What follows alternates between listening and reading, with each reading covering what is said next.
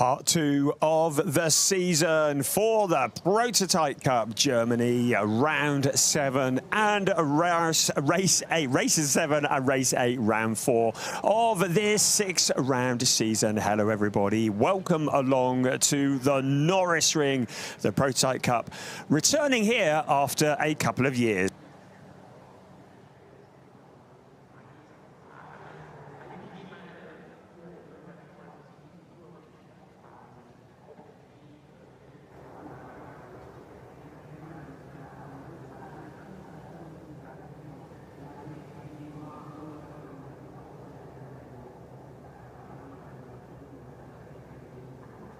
So the car's currently out on the grid. You can see that the weather conditions are absolutely perfect for a Prototype Cup Germany. We saw them here a couple of years ago here at the Norisring.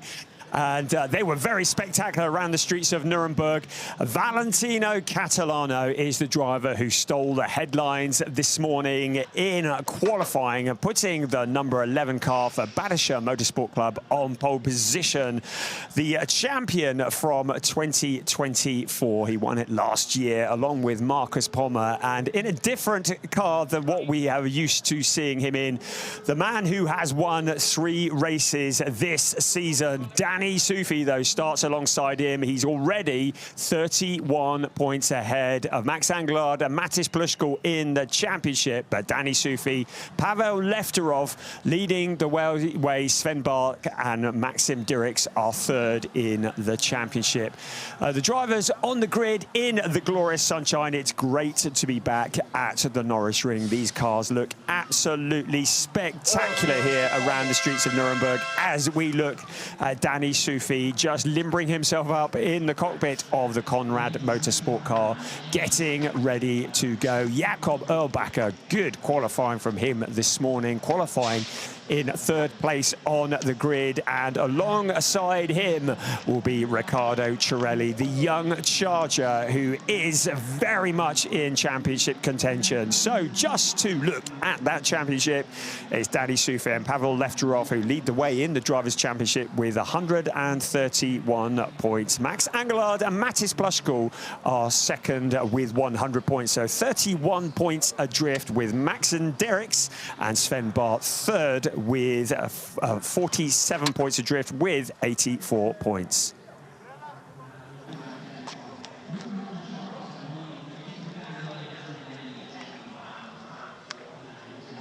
So there is Maxim Dirks giving us the clenched fist in the Aust Motorsport prototype, the very unique livery of that car, and they were very much on the crest of a wave after the last round at the Lausitzring. We saw Maxim Dirks and Sven Barth take their first podium in the Prototype Cup Germany, and they did it again in the second race. They got 2 second places. And the 2 drivers are celebrating very much so as they got their first 2 podiums together.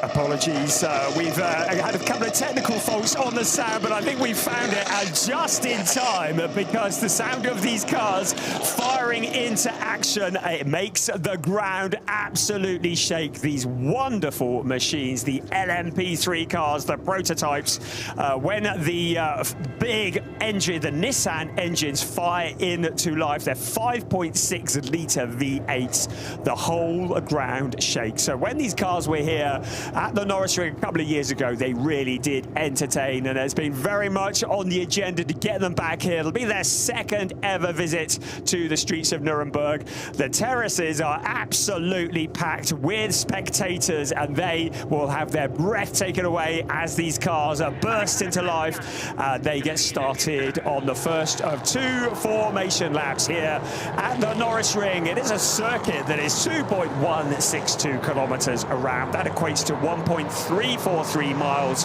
There are 5 turns, 4 to the left and 1 to the right, running in an anti-clockwise direction. Track limits are never an issue here. We call them self-regulating. You can see them there. It is a solid concrete wall that surrounds this track. If you get it wrong, your race is going to be over. These are roads that are used all year round by the public. So we've got a bit of pavement there, the concrete pavement. We've got the tarmac. There is a lot of bumps. There's some drain covers. There's a bit of everything, and it's a real challenge because these cars that rely very much on ground effect, they really do not cope well with the bumps. So this is really testing the skills of all of the drivers as they race around this amazing street circuit.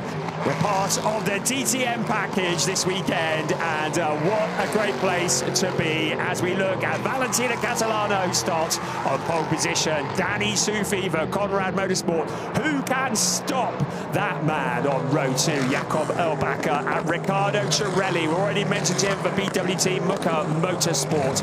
On row 3 of the grid, Maxim Dirks took those 2 podiums last time out at the Norisring, and Max Angelard, another BWT Motorsport, Aust and Mucker on the same row. What legendary teams they are. Thomas Ambiel and Michael Herrick occupy the back row of the grid, row 4.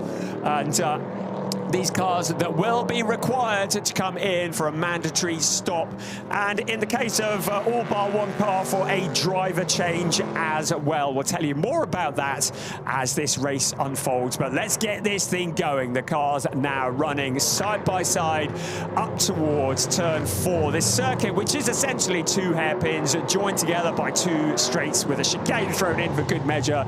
Almost oval racing, not quite. Out of the Duxendijk turn into turn 5, which is just a kink. The safety car peels off into the pit lane. Part 2 of this 2025 season is about to get going. The clock is ticking. It is race 7 of a 12-race season, and we are go. Valentino Catalano, Danny Sufi. He's going to try and make a move on the outside into turn 1. He's got to get it slowed down. He's got to keep it out of the wall as well. He goes deep into the corner. Valentino Catalano has it covered off. Danny Sufi dropping into that second place. Keep an eye on Jakob Erlbacher. Look at the cars bouncing around over the bumps of the Nuremberg streets. Some great shots as they see how close to the wall they can get, extracting every bit of lap time. But Valentino Catalano, the 2024 champion, the defending champion in this wonderful series, now with the man who is very much on the ascendancy, monstering his every move. Danny Sufi, the only driver, along with Pavel Lefterov, to have won more than 1 race this season, and he's done that 3 times. A 3-times winner this season, Sufi and Lefterov. But Sufi at the moment looking a little bit vulnerable to Jakob Erlbacher. But having said that, dive bomb to the inside of Valentino Catalano. Catalano coming back on the inside. It's a drag race towards the Scholar S. This is fabulous stuff. Danny Sufi, he did that dive bomb. He couldn't quite get it slowed down. Catalano cutting back to the inside. Jakob Erlbacher making it a 3 abreast. This is wonderful racing. Maxim Dirks in there as well. Jakob Erlbacher to the lead of the race. Into turn 4 we come. Catalano, Sufi still side by side. Maxim Dirks fancies getting involved. Also in there, Riccardo Cirelli as well. Look at this. Danny Sufi around turn 5 onto the pit straight. There's another drag race in towards turn 1. That's allowing Jakob Erlbacher to break clear. Into turn 1 they come. Erlbacher has that lead. Valentino Catalano, the pole sitter, doing all that he can to hold off Danny Sufi, the man on a mission. Maxim Dirks there, now having been passed by Riccardo Cirelli. So Cirelli moving his way forward. Behind them is Max Angelard, Thomas Ambiel and Michael Herrick. So this is a race that is 55 minutes long, plus 1 lap. As I mentioned at the start, there is a mandatory pit stop that will come. There will be a pit window that will open. And that pit stop may well change the entire complexion of the race, because not only do the drivers have to come in for a stop and a driver change, but each car has its own unique minimum pit stop time, and so that could change things dramatically. At the moment, though, well, I don't want to look away from the screen, because the fight for the last of the podium positions is compelling, as there's a big lockup from Mikael Herrick into the corner. Right, let's have another look at what happened there. So you can see Sufi dive bomb to the inside, couldn't quite get it slowed down. Catalana cutting back to the inside. Jakob Erlbacher says, fight amongst yourselves, I'm coming through. Exactly what he did while they were distracted with each other. Jakob Erlbacher just sailed on through the gap that then opened up. Valentina Catalana got a bit of a tank slapper on there, didn't he? So this was really dramatic stuff as he fought hard to keep control of the number 11 machine, but it projected Jakob Erlbacher, who I have to say has been looking very quick in all of the free practice and qualifying sessions. But keep an eye on Riccardo Cirelli. He's gone deep into turn one. Oh, there's the commentator's curse if ever you saw it. The 1, 2, 3 breaking clear. Riccardo Cirelli, look at the lookup from Jakob Erlbacher. Needs to keep his focus on what's in front, not what's behind, because Valentina Catalana, a hugely experienced driver now. He's very young, but he's certainly putting in the miles in various series around the world of prototype racing. Mega talented. He will know how to put the pressure onto Jakob Erlbacher. Danny Sufi, a real up-and-coming superstar, very much on the ascendancy. He and his co-driver Pavel Lefterov with that 31-point advantage in the championship. But what they need to do is just consistently pick up points as we look again at the lockup from Jakob Erlbacher. But Sufi and Lefterov really need to just get the points. It's not all about the race wins, although they've won 50% of all the races this season so far, and that's why they have that 31-point lead. Valentina Catalana, the defending champion, has not taken part in every race of the season, so he is a driver who maybe is starting a little bit on the back foot when it comes to defending that title. Listen to the roar of the cars. You can see the camera shaking, the suction as these cars suck the air out of the sky and they come past, and everything around it just vibrates and they bounce around. You can see how bumpy it is under braking into turn one. We saw it a couple of years ago when the cars made their debut here at the Norisring, the prototype cars, that it is very easy to lose it on the bumps. So we saw one car have a particularly sizable impact because the suction and the ground effect of the LMP3 chassis is broken whenever the cars go over a bump. At the moment, though, Jakob Erlbacher has it very much under control, but Valentina Catalana looking very racy. Did the hard work, putting it on pole position. The start of this race was very preoccupied with Danny Sufi, and maybe that is what allowed Jakob Erlbacher to sneak through and take the lead of the race. So there will be the pit window that will open during this race. It'll open when there is 33 minutes to go. That's the 22nd minute of the race. And it will remain open for 10 minutes. During that 10-minute window, every car will need to come in for a mandatory stop.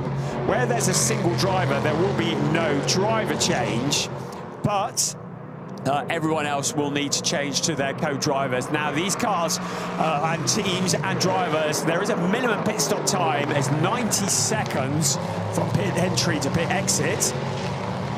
Excuse me.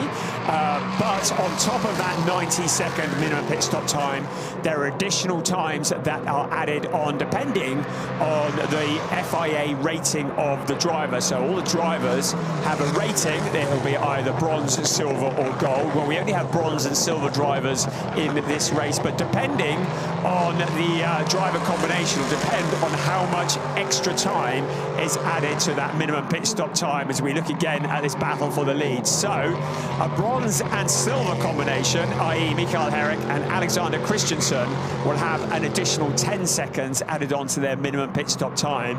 A silver driver combination, as in Danny Sufi and Pavel Lefterov, will have an additional 20 seconds added on to their minimum pit stop time.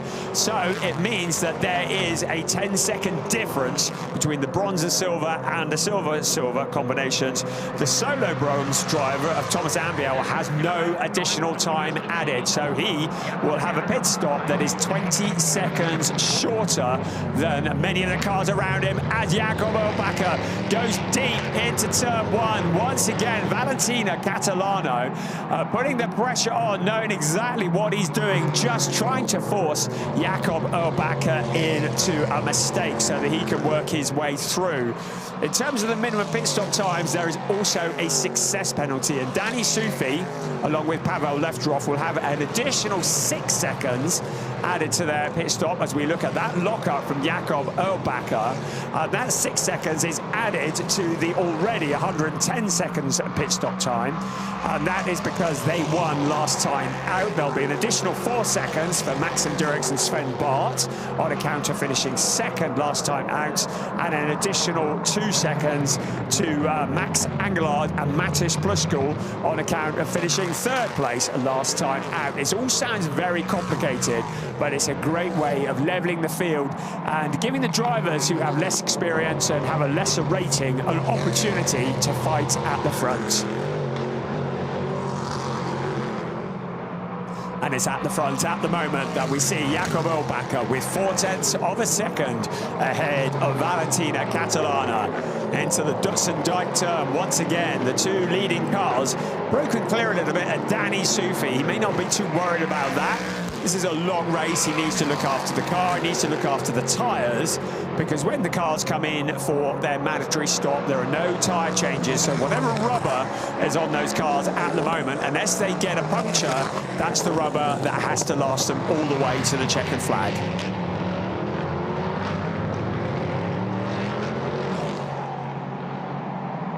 We continue to look at the lead duo. It is Jakob Ölbacker in the number 80 car, the driver who is running for Gebhard Intralogic Motorsport in the number 80.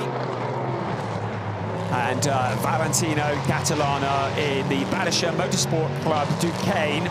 Two chassis in this. We've got Duquesne first and second, the Ligier in third place, and that is being driven by Danny Sufi. The Ligier JSP320. The Duquesne car is a Duquesne D08.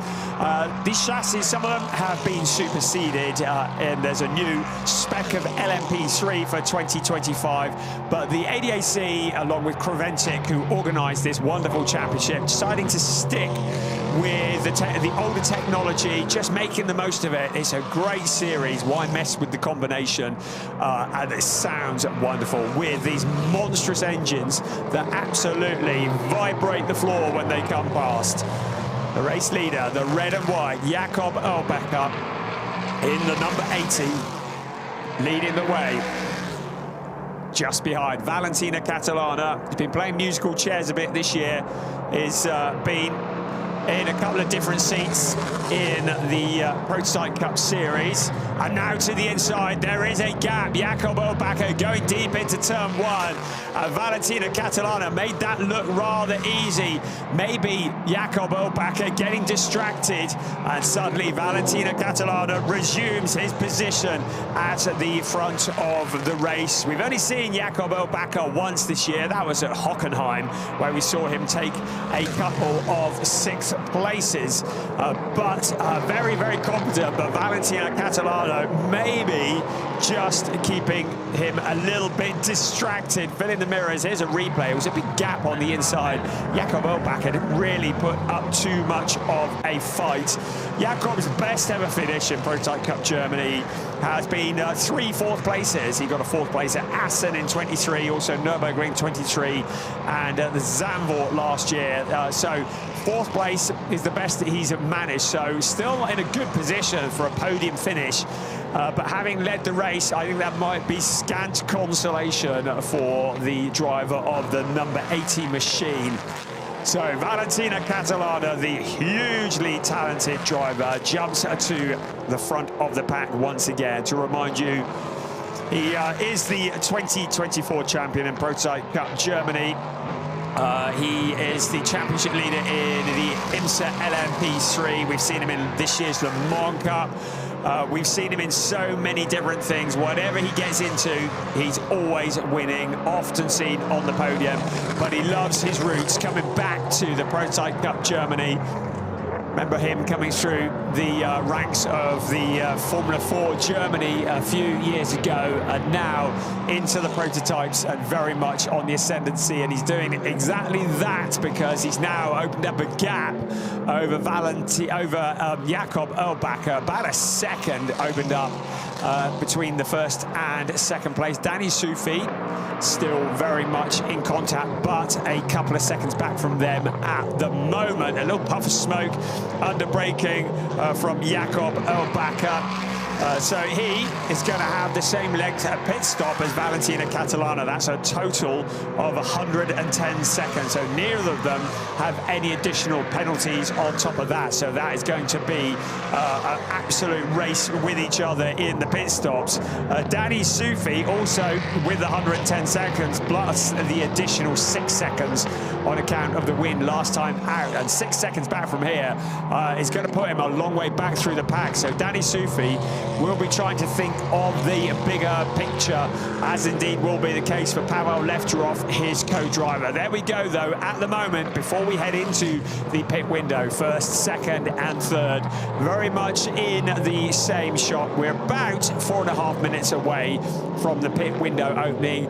The fastest man in the race has been Jakob Erlbacher. He has a lap time of 49.490, which is very rapid. He scored that one on lap 11 of this race. But Valentina Catalana fighting that group. Right, there you go. First, second, third. Looking down at the turn one. There is Riccardo Cirelli. Behind him, Maxim Dirks. He and Sven Bart, a great combination. The experience of Sven Bart, a driver that we've seen in GT3 racing for many years, and Maxim Dirks, another of the many up-and-coming superstars in the world of LMP3 prototype racing. So was delighted to not only get his first podium last time out, but also his second podium last time out. Those 2 second places at the Norisring in very tricky conditions. The race finished now. You can see that Danny Sufi and Pavel Lefterov, despite finishing in third place, would open up their championship lead over Max Anglard and Matis Pluskal. Max Anglard down in 6th place at the moment, but Sven Bart and Maxim Dirks would close in on them as well.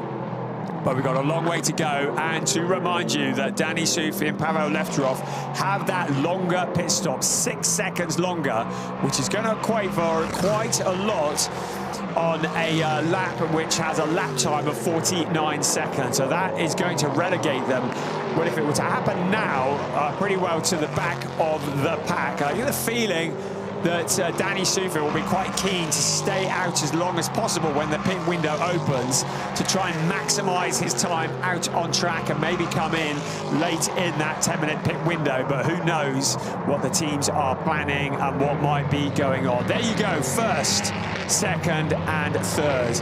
Catalano just braking ever clear, 2.5 seconds to the good of Jakob Erlbacher, and then about 1.6, make it 1.5 seconds back to Danny Sufi. Riccardo Cirelli is next, then Maxim Dirks, then Max Anglard, then Thomas Ambiel. Now, to mention him, he is going to have a pit stop time that is, wait for it, 20 seconds slower than those around him, and in fact 26 seconds slower than Danny Sufi and Pavel Lefterov. So keep an eye on the number 33 car, because he is going to get moved very much into the equation. He is a bronze-rated driver for Rinaldi Racing. He is a solo driver, and he has a much shorter pit stop time. So he's just at the moment getting to the pit window and then may well be launched into the action. That's also the case for Mikael Herrick, who will be handing the car over to Alexander Christensen, the #1 Gebhard Intralogistics Motorsport Duquesne. He will hand it over to him. He has a minimum pit stop time that is 16 seconds slower than Danny Soufi. So he too will move up the order once the pit window has been and gone. And the pit window is approaching and will be here in about 3 minutes. When that arrives, that is when things may well change. At the moment, though, the status quo is as is.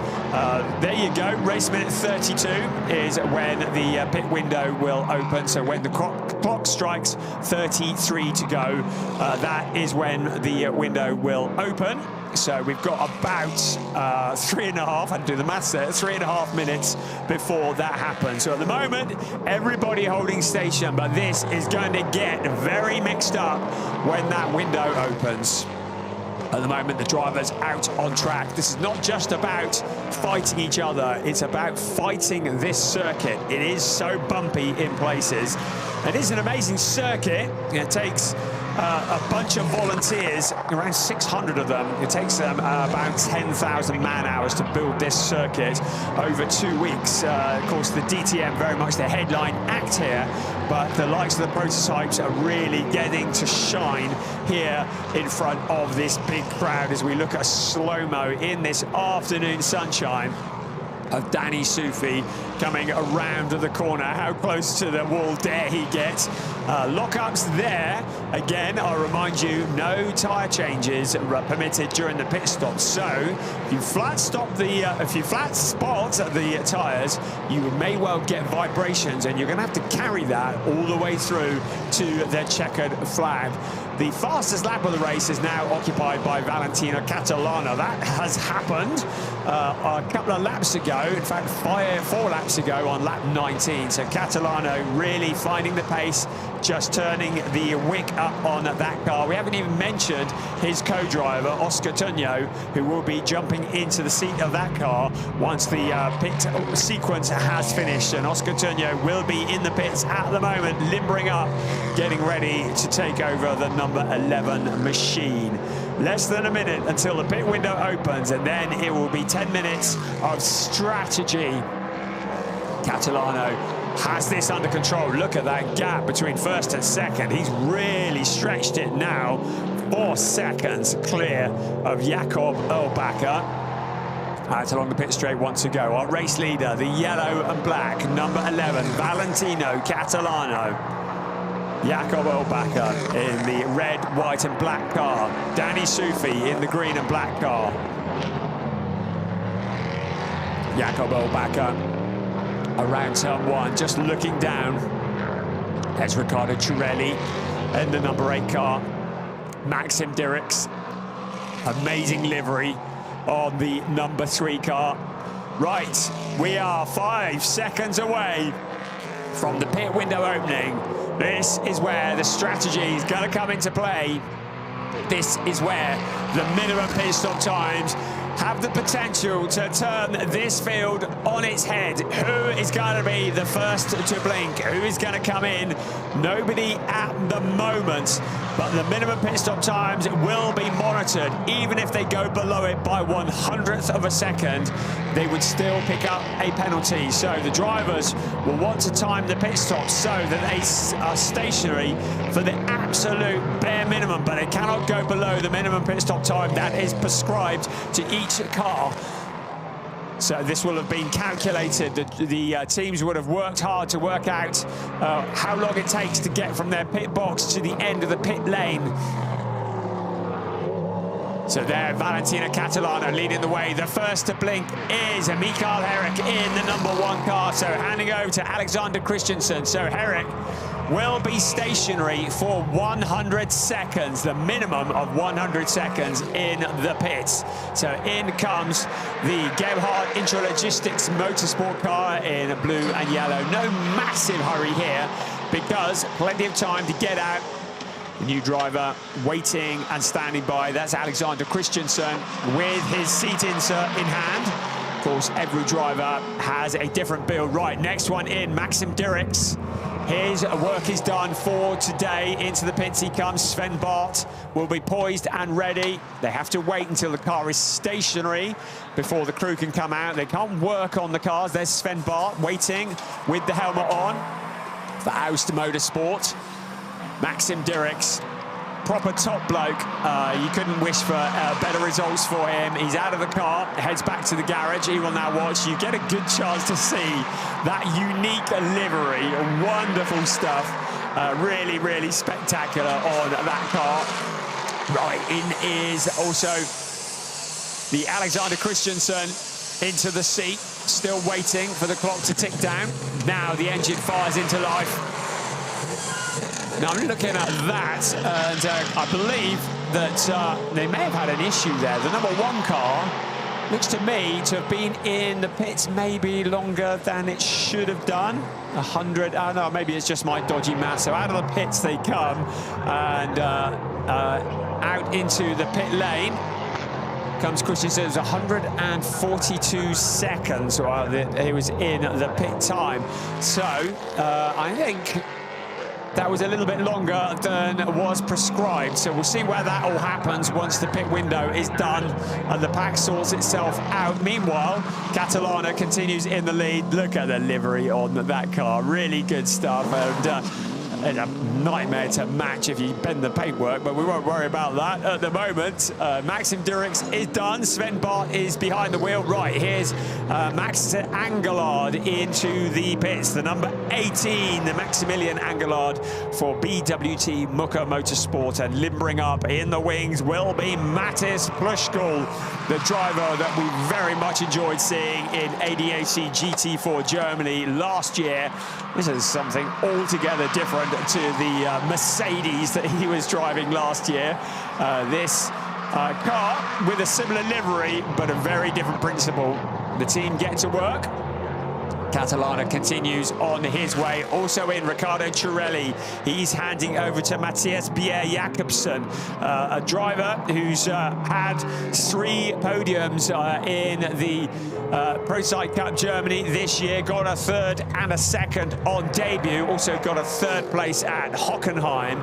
Didn't have a best of luck at the Norisring last time out, but between them, Riccardo Cirelli and Matthias Bier-Jakobsen putting the number 8 car, the BWT Muka Motorsport Duquesne DO8, to good use. Still out on track at the moment. 50% of the cars have pitted or are pitting. The other 50% still running out on track. Valentino Catalana, right, Jakob Elbacker peels off into the pits, as does Danny Sufi. Right, this is going to be significant. Only 2 cars left to pit. I think Thomas Ambiel's leaving it till quite late in the pit window. Then he too will come in and aim to leapfrog the cars that are ahead of him. But at the moment, just keeping to the pit lane speed limit. In comes Danny Sufi. Pavel Lefterov rushes out, opens the door, helps his co-pilot out of the driver's seat, takes his insert, throw it to one side. Won't be needing that until tomorrow. Still out on track, Valentino Catalana. Thomas Ambiel moves up into 2nd place. As predicted, Catalana leaving it till later in the pit window. There's Danny Sufi, just helping Pavel Lefterov to get buckled in, passing over any information that he thinks might be pertinent. As the race leader continues out on track at the moment. The number 80 car now being handed over to Jeremy Siffert. Yes, you recognise that surname, the grandson of the late, great Joe Siffert, here in Pro-Site Cup Germany, taking over from Jakob Elbacker. Really good to see him here in the Gebhard Intralogistics Motorsport Duquesne. We got there in the end. Jumping into the driving seat of that car, soon to rejoin this race. Catalano leads. We've got 4 minutes left until the pit window closes. You can see from your graphic the clock ticking down. They cannot get to the pit exit before the clock strikes 0. If they do, there will be a penalty incoming. Catalano at the moment in amongst the traffic. That is the car that had stopped earlier with Alexander Christensen at the wheel. At the moment, heading out along towards turn 4. But of course, Catalana will need to come in shortly. So the number 1 car very kindly stepping to one side, allowing him through. Catalana continues. He's still got plenty of time. He doesn't have to come in yet. If he decides not to, continues on another lap. So only 2 cars yet to pit. Thomas Ambiel in the number 33 car is the other one. He is currently not actually that far behind Valentina Catalana. He is currently just coming around the Scholar S. So the 33 car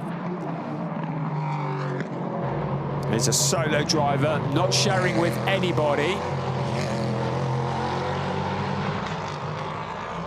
Here comes Valentina Catalana once again. How late is he going to leave it into the pit window? Up to the Dutzendijk turn once again. Just being very careful to extract everything out of the lap without putting too much at risk. Right into the pits comes our race leader. Valentina Catalana has pulled the pin. So now Oscar Tunyo will be waiting for the yellow car to come into the pit box, and he will take over the driving seat of that car. He will inherit all the hard work that Valentina Catalana has done. Having taken that car, having put it on pole position, having dropped down the order, but then come back to retake the lead. Now, out of the car gets Valentina Catalana. His work is done for today. He'll be back tomorrow in that car doing the second stint in that race. Oscar Tunyo, a driver that we have seen many times. We've got a yellow in turn 4. So what's happened there? We've got a car that has spun up in turn 4, is able to rejoin, and that is Thomas Ambiel. So the advantage that he was going to get in the pit stop has been minimized somewhat by the fact that he's turned it around. Now, was that while trying to come into the pits? You can see how easy it is for the back end of these cars. He was taking a wider line out of turn 4 because I think he was about to come into the pits. He's been able to regather it up. He has now made it into the pit lane.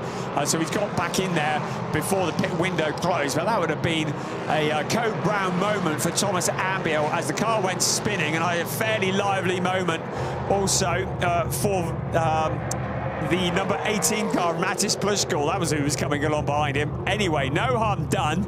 Maybe a bit of time lost, but remember, Thomas Ambiel has less time in the pits. Out on track at the moment.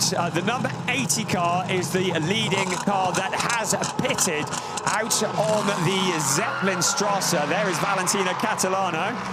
Probably feeling reasonably confident at the moment. Here's Oscar Tunyo now out towards the pit exit and out to rejoin the track. Thomas Ambiel still there in the pits. Here comes the number 80 car with Jeremy Siffert at the wheel. So that will be up into second place at the moment. That spin for Thomas Ambiel certainly neutralising a lot of the advantage he might have had. He's still in the pits at the moment. The clock is still ticking down. And now he's able to get the thing rolling. So it's Oscar Tunyo who takes over the number 11 car and indeed the lead of the race. Into second place is Jeremy Siffert, the Swiss driver who made his debut in Prototype Cup Germany at Hockenheim, scored those 2 sixth places, and now Jeremy Siffert into that second place. Hard work here at the Norisring in the blazing sunshine. The air temperature is 30 degrees. The track temperature is 41.9. So pretty taxing on both the drivers and the cars. And there goes Jeremy Siffert. He's overcooked it. Now that is in turn 1. Now can he avoid being collected by anybody? The back end just stepping out. Now has he kept the engine running?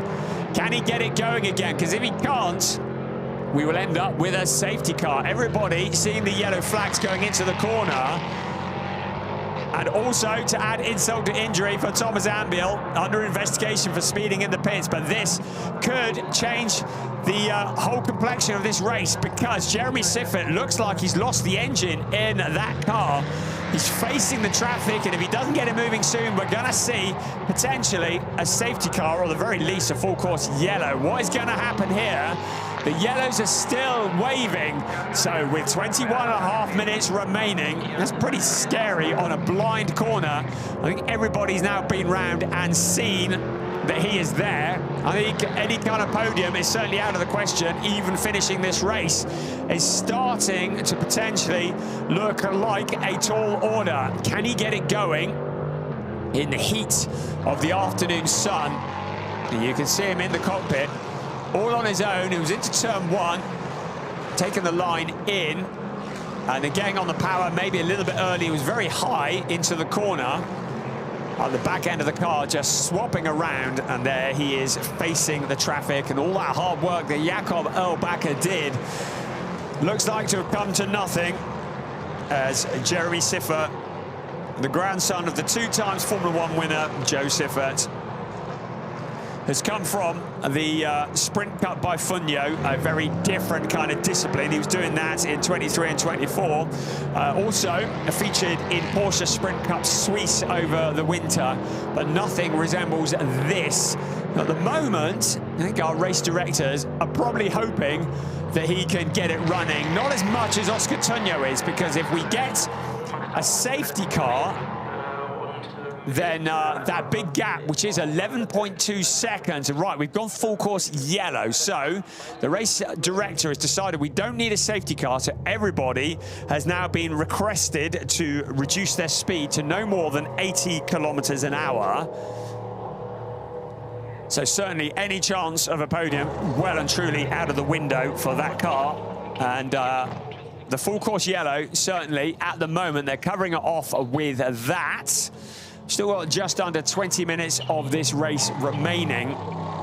And it could be that the full course yellow is upgraded to a safety car, although it looks like they've got the necessary towing equipment there, ready to drag that car to safety. So it looks as though there may have been a mechanical failure. That may have been the reason why the car turned around.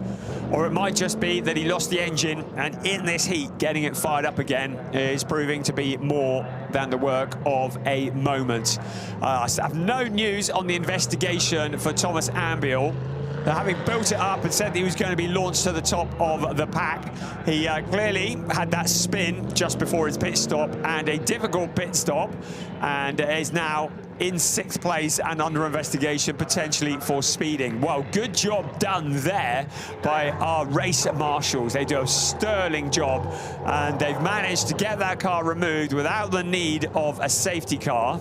As we look at Oscar Tunyo, not having it all plain sailing either. A little lock-up there in the number 11 Badischer Motorsport Club car, the Decane D08 that he took over from Valentina Catalano.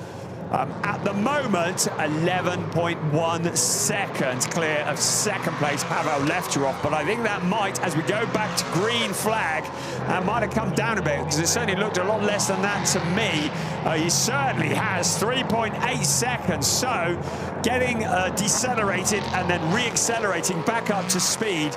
Every driver does that at a different level. So the lead, the Valentina Catalana and then Oscar Tunyo had built up, has been reduced somewhat, but still Pavel Lefterov, it might be one thing catching the race leader. Even if he can do that, he's still got to try and find a route past. Up ahead of them is Alexander Christensen in the number 1 car. So across the bumps we come once again. Out of the Dutsen Dyke turn, sliding the car around. Of course, so easy to throw it all away. You can see that if the race finished now, Danny Sufi and Pavel Lefterov would lead Max Angelard and Matis Plushkov by 40 points. As to the inside, Oscar Tunyo lapping the number 1 car, and 54 points to Sven Bart and Maxim Dirks. So it would still be an extremely healthy lead as we start the second half of the season, and a penalty lap has been awarded to car 33, Thomas Ambiel, for speeding in the pit lane. So Thomas Ambiel will have to visit the penalty box, which is on the exit of turn 1, and he'll have to pass through that at no more than 60 kilometers an hour, the equivalent to adding about 5 seconds onto his lap time. So all the advantage that he had for that shorter pit stop coming to nothing because maybe a little bit hasty in the pit lane, and after that spin, maybe just the focus not there. There's a confirmation of what is incoming for him. So a little bit of a depressing day, but having said that, he'll still pick up good points in this race. Oscar Tunjo, along with Valentina Catalana, the race leaders at the moment. Pavel Lefterov, just saw him locking up as he comes to lap the #1 car. Of course, one of the things that's so easy to do, particularly around a windy circuit like this, is to trip over a back marker, get it wrong under braking, and suddenly what looks like an absolute haul of points can come to nothing.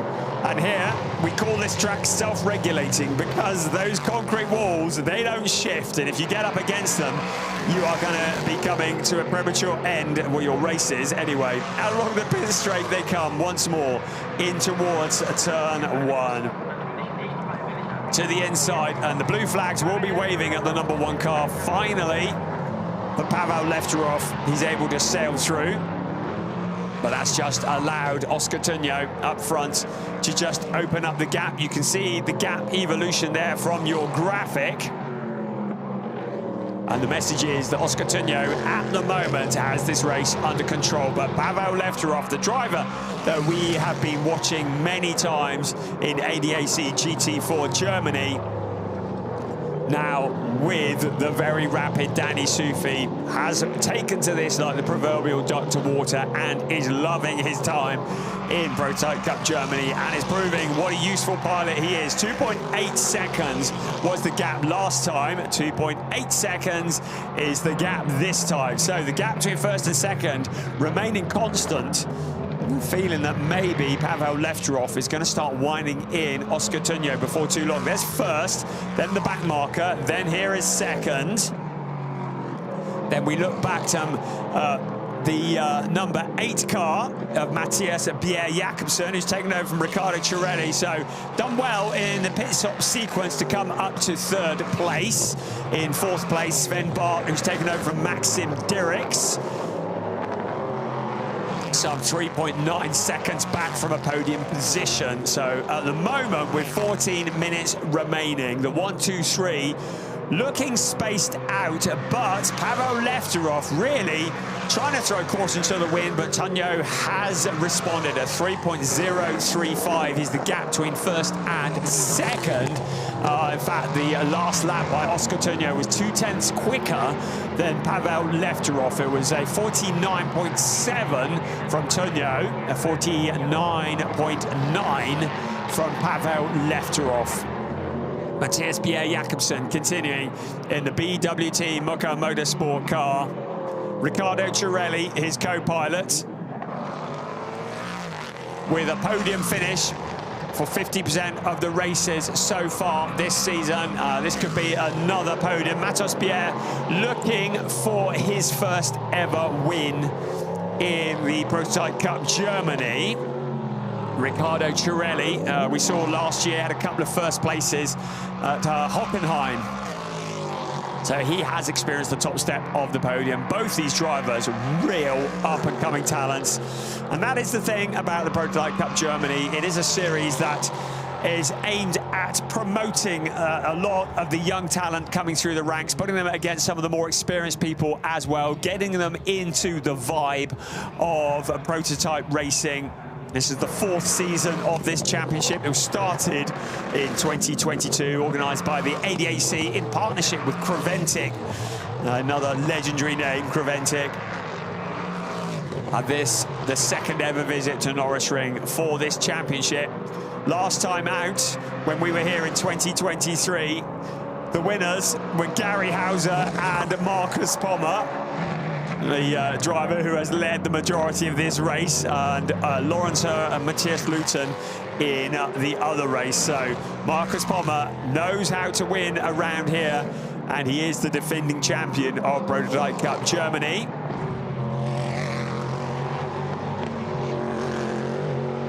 Oscar Tunjo continues to lead the way.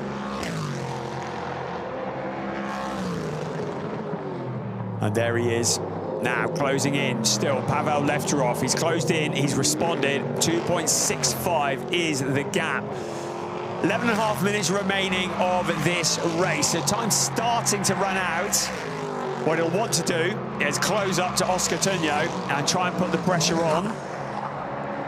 You may notice a lot of the drivers taking very different lines around the streets of Nuremberg here, avoiding the bumps, trying to find the grip. Of course, the track that is used as public roads all year round, getting more and more rubber laid on it as this weekend progresses. So getting faster and faster up onto the pavement, the concrete pavement, then back out onto the tarmac.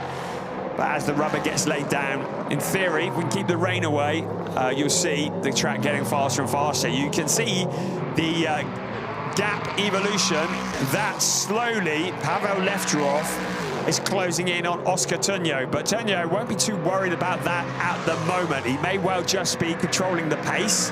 2.7 seconds is a decent gap. Just keeping it all together, looking after the tyres, looking after the brakes, keeping the car out of the barrier. Some lovely slow-mo pictures in the late afternoon sunshine here at the Norisring. Of course, Pavel Lefterov running for the legendary Conrad Motorsport. Another legendary team there that Matthias Pierre Jakobsen runs for. BWT Mucker Motorsport. Peter and Stefan Mucker, absolute legends, especially in the world of German motorsport. They extend their wisdom and their cars across many different classes and disciplines of motorsport. They've sported the BWT pink livery, and now this year also with the red livery as well.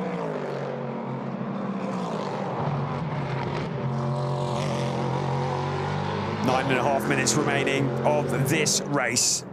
Prototype Cup Germany 2025, race 7 of the 12-race season. Oscar Tunjo leading the way. He took over from Valentina Catalano. And but for the very beginning, have had their stamp of authority on this race the whole way. Matthias Pierre Jakobsen in that 3rd place. Made his LMP3 debut in the Prototype Winter Series this year. A couple of 4th places. It's come from the Formula 4 Nordic Championship. Also Formula 4 Denmark, but another driver has come out of karting. Another great look at that livery. Pretty sure, if I'm correct, that Maxim Dirks might have been involved in the creation of that livery himself, subject to confirmation. So, over the bumps here at the Norisring. We continue as the race reaches its final stages. The gap, 2.9. Oscar Tunjo not really looking vulnerable here, keeping it under control.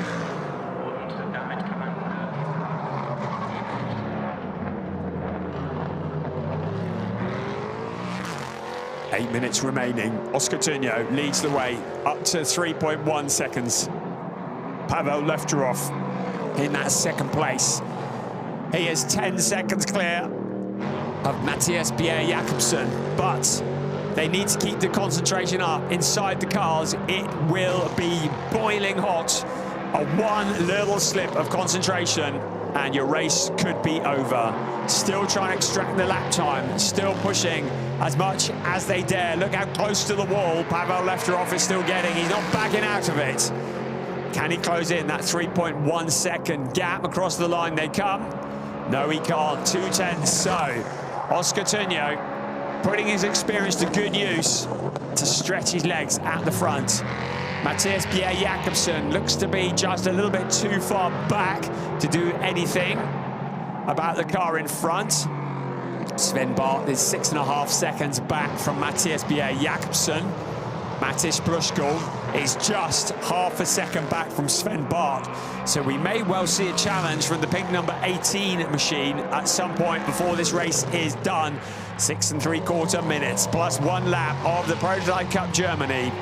There is Oscar Tunjo, looking comfortable, looking in control. You see the cars bouncing along the pit straight they come. Past the Stein Tribune into turn 1 once again.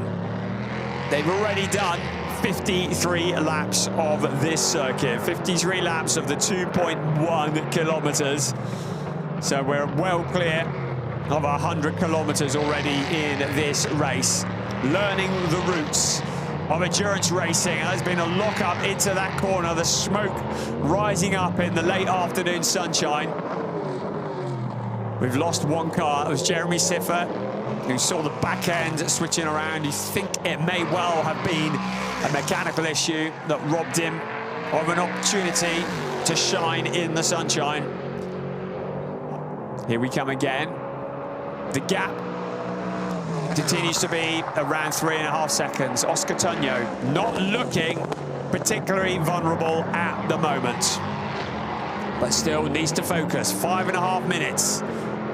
You can see that Pavel Lefterov is giving it everything, making the full effort to try and close in. Into the Scholar S once again. Some great slow-mos, and you can see the back end starting to slide a little bit. You can see how hard they're pushing, but also these tyres that have been on these cars for 50 minutes now, starting to wear a little bit thin. Of course, the slick rubber that these cars use, offering the grip as they heat up and melt to the surface. 3.9, so Tunjo continuing to stretch his legs at the front. Tunjo, who's had 3 wins in the Prototype Cup Germany. He got 3 wins in 2023, Hockenheim, Oschersleben and Nürburgring. Yet to win in 2025. So this will be a real treat for him if he can bring it home in this position at the moment. Ahead of Pavel Lefterov, Danny Sufi, Mathias Pierre Jakobsen, who shares with Riccardo Ciarelli. That's your 1, 2, 3 at the moment. 4 minutes remaining of this race. What's the gap looking like? Up to 4.3. So Lefterov doesn't look like he's got anything that he can bring to the table to challenge Oscar Tunjo at the front of this race. Mathias Pierre Jakobsen just holding station in that 3rd place. You can see the cars all fairly well spaced out, with the exception of Mattis Plushkal in 5th place, closing in on 4th place, Sven Barth.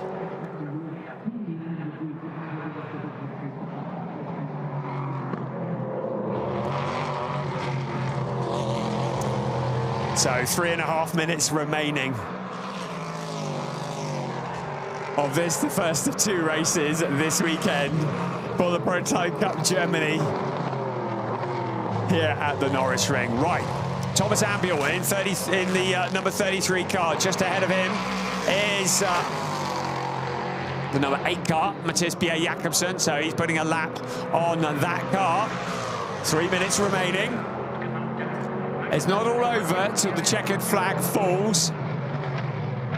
They've still got to get it there. They've got to get it across the line.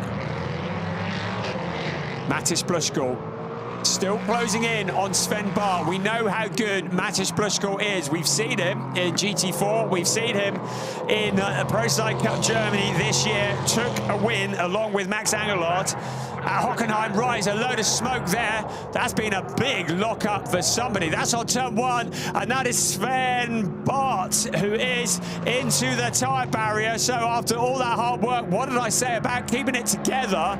Now, is that mechanical, or has he spun? I don't know if that was engine smoke or what, but there is an incident between car 3 and 18 under investigation, so that's not them, but the car that is now, yes it is, sorry, under investigation. So what happened there? Mattis Pluskul in the pink car. Let's see what happened. Sven Bart coming out of the corner, tried to pinch the number 18 car, tried to shut the door. Some would say that Mattis Pluskul had this under control. Right, red flags are out. They've clearly decided that I think there might be some barrier repairs that need to take place here. It was quite a big impact. So he's coming out of turn 1. You can see Sven Bart goes to shut the door on Mattis Pluskul. Two cars get together, and it's moved to tyre barrier. So I think that's why the red flag is out, and I don't think we're going to see this race restart. No, we're not. So a slightly anticlimactic finish, but Oscar Tunjo will take the win. Pavel Lefterov in second, Matthias Bjerre-Jacobsen in third. So the stewards are taking a look at this, and Mattis Pluskul will argue that he had that place won. Sven Bart will argue that he was in front. It'll be down for the stewards to this side. But the timing screen is saying that Sven Bart will finish in 5th place. Pleased to say, no harm done to him. The car might need a little bit of work on it. I hope they haven't damaged that lovely livery too much. But the red flags are flying, and that has been reported to the stewards. It won't affect the 1, 2, 3. And there, no doubt about the race winner. Oscar Tunjo at the wheel, Valentino Catalano, his co-driver.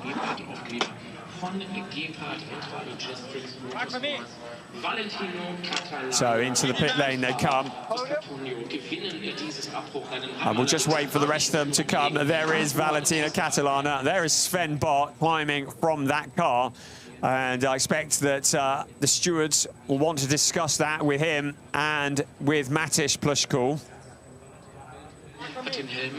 But no doubt about our race winner. How's that? Valentino Catalano having to push the car into Parc Fermé. And we will hopefully see them on the podium in just a few seconds. But valuable points for Danny Sufi and Pavel Lefterov. And valuable points for Riccardo Trulli and Matthias Bjerre-Jacobsen. Well, I don't know if they stop the car in the wrong place. Don't drop your headphones. Right, away we go. And there's smoke coming from the car. They'll probably try to cool it down as well. I think that Oscar Tunjo may well have not quite brought the car back to where it needed to be. I'm sure that's not an issue. You can see how hot that car is. The crew at Badisha Motorsport Club, who present that car, working hard. Late afternoon workout. Oh, finally we got a bit of engine noise, I think, and a bit of smoke coming from it. I think they could do with getting some coolers, because I think that car may well, I think the brakes were starting to get a little bit overheated. The smoke was starting to go a little bit black. I was worrying about that. There's a hand signal from Oscar Tunjo. I don't know if that was intended to anybody. I'm sure it wasn't. We're going to get the cars behind the wall. I hope we're going to see them on the podium, TBC. Always a bit unpredictable here at the Norisring. And Sven Bart will not have liked that. He and Maxim Dirks did all that hard work. They might need that spare front panel for that car. Nice to see it's been colour matched already. Let's have another look here. So Sven Bart had the line, and then he went across to pinch Mattis Pluskul. Pluskul wasn't going to back out of it. And into the tyre barrier went Sven Bart. Mattis Pluskul will argue he had that place won, while it was front wheel to rear wheel. I've got Dave Richardson sat next to me. And great to have him here this weekend guesting. You're shaking your head there, Dave. Well, you say front wheel to back wheel, you're right there. I mean, you know, in fairness, There's a blooming concrete wall there, isn't there? Do you know what I mean? Yes. Yeah, do you know what? It's why I love talking about motor racing and not making decisions. Yes. Because I wouldn't want that for all the tea in China, and I like tea. Don't we know it? I did race stewarding once. I'll never do it again. I used to be... Did you? Yes, I did. For a car that's supposedly well disciplined, and making decisions, was the place one, was it not? I don't look back on those days with fondness, and the stewards are going to have to talk to the drivers, I expect. Thing is, with you know, we talk a lot in sport about VAR. Don't need it here. Got lots of screens, haven't we? Yes, too many, some would say. Valentina Catalano, Oscar Turnio taking the win ahead of Danny Sufi, Pavel Lefterov, Riccardo Cirelli and Matthias Bjerre-Jacobsen. That's your 1, 2, 3. Maxim Derek Sven Barth, despite that moment, finishing in 4th, TBC. Max Angelard and Matisz Plushkul in 5th, again, TBC. Thomas Ambiel might be rubbing his hands together here in 6th, ahead of Mikael Herrick and Alexander Christensen. Jakob Elbecker and Jeremy Siffett were the non-finishers after that moment where we saw Jeremy Siffett pointing in the wrong direction on turn 1.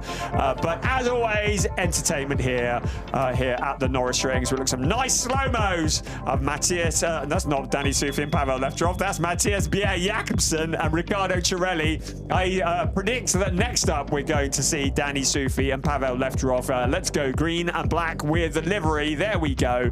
As if by magic. Car number 2 finishing in position number 2, but importantly for them, extending their lead at the top of the championship. But it was a dominant performance, really, apart from those opening couple of laps. Nobody could live with Valentina Catalano and Oscar Turnio. Really dialed in, really dominant.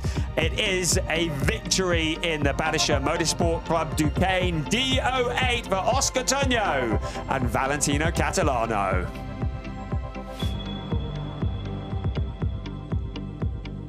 So a slightly anticlimactic finish to the race as the Sven Barth, Maxim Derek's car is taken back to the pitch to be worked on, ready for tomorrow. And Sven just supervising that. They were euphoric with their 2 second places at the Lausitz Ring, so real shame to see a bit of a bump down to earth there. But the race stewards will get involved and they will make their decisions. We'll let you know. The tyre barriers do a good job actually in that they slow the car down. They don't do that much damage, we'd like to think, to the cars. They do absorb a lot of the energy, and they will be dragged back into place because we've got a GT4 race coming up in a few moments as we look along the pit lane and we just wait for the podium for these drivers in the glorious sunshine. And it's at this moment that we do give a shout out to the 600 or so volunteers who've put in around 10,000 hours. Oh, there is a legend, Franz Conrad. You know what?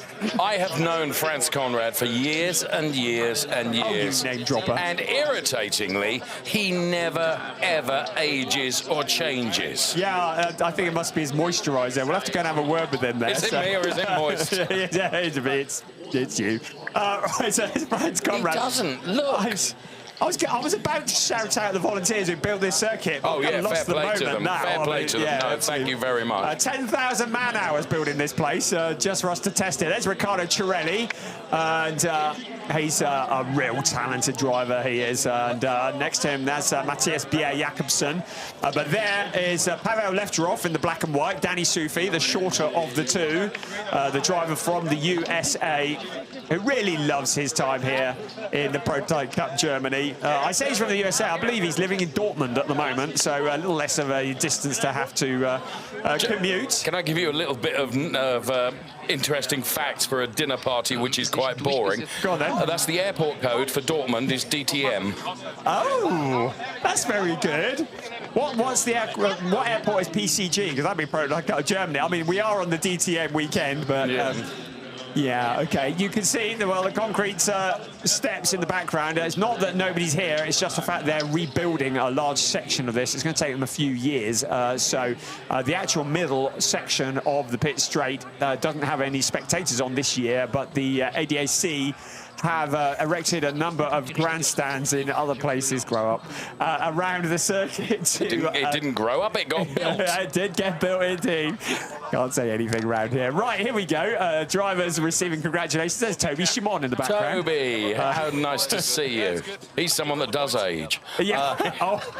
Well, good luck having a word with him later. That, he really would as well. He'll sit you down. Yeah. I will remind you, he does ice hockey. He probably owns a hockey stick. There's Oscar Tuño in white. Great driver he is from Colombia. Okay. And there is Valentina Catalana. I keep extolling the virtues of these two drivers, but Catalana, a mega talent, and IMSA have discovered the talent of Valentina Catalana. He doesn't forget his roots. He comes back to Germany. Matthias Bier-Jakobsen on the left, Riccardo Cirelli on the right. And they are just having a chat about what has happened and what hasn't happened. Some valuable points for them. There doesn't seem to be any hurry to get this podium underway, does there? All those on the left, what bam boogie. All those on the right, boogaloo. They're getting ready, aren't they? More 70s song references 80s. can be seen. 80s. 80s, I'll have you know, the legendary Matt Bianco. Come on. Yeah, of course. Get together. Yeah. We had Gene Chandler from the 70s yesterday. Anyway, Carol. You were mentioning IMSA, which of course is my neck of the woods in terms of the time I spend across the pond. And to be recognised by IMSA, do you know what I mean? Fair play, Brian. Yeah, and a winner over there as well in their LMP3 category. Right, here we go. The dulcet tones of Toby Shimon, the young-looking. I'll have that on record. To the third step of the podium, Matthias Bier-Jakobsen, Riccardo Cirelli. Danny Sufi and Pavel Lefterov. They won't be disappointed because their championship lead continues to be extended. Sporting the Michelin hats for the Michelin tyres that support this wonderful series. But to the top step of the podium, Valentino Catalano and Oscar Tuño.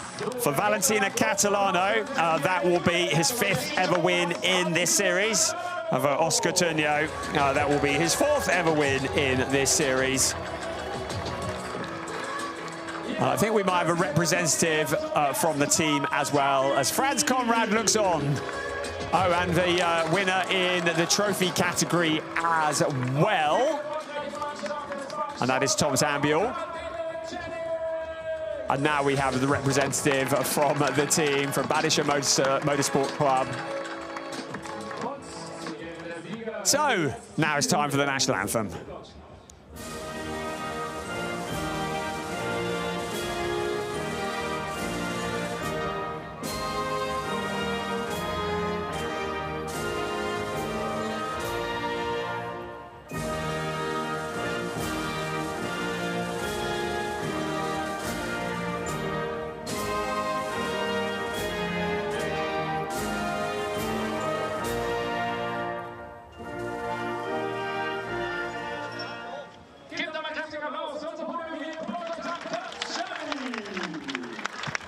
So, national anthem done.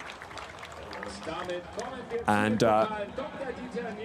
what have you seen that I haven't? Not at all. I was waiting for Dr. Dieter Nörschel, the ADAC Executive Board member that's making the trophy presentations. No O on the end of trophy as to our race winners, and congratulating, of course, all those that have made it to the podium, which is the place you want to be. And Guido Kuchera, the managing director of DECRA, who've got a huge presence here at the Norisring, it has to be said. If you're in the paddock, you kind of can't miss the DECRA livery. Oliver Weissenberger, ADAC Executive Board. There he is, presenting the other trophies. We're not done yet, though. No. The trofeos and the coppers are being presented. There we go. There you go. Is this for the team? No? Oh, so... Double bubble, isn't it? Yeah, so junior win as well. I'll tell you what, you need a wheelbarrow to get all these trophies home. There's so many of them they're handing out. It's great. It really is. So Valentino Catalana winning in the junior category as well. In the trophy category, Thomas Ambiel, a mixed race for him. Did spend a little bit of time pointing in the wrong direction. Also incurred the wrath of the stewards. So to finish on the podium, that's not bad going. and a team trophy as well. And the Badischer Motorsport Club, who prepare that car. We'll need a wide lens for that podium photograph. We will. Lots of silverware as well, or trophies anyway. So good bit is, if you enjoyed that, we get to do it all again tomorrow. Part 2 of the season is well and truly underway. That was race 7 of a 12-race season. Thanks for that. Race 8 coming up tomorrow.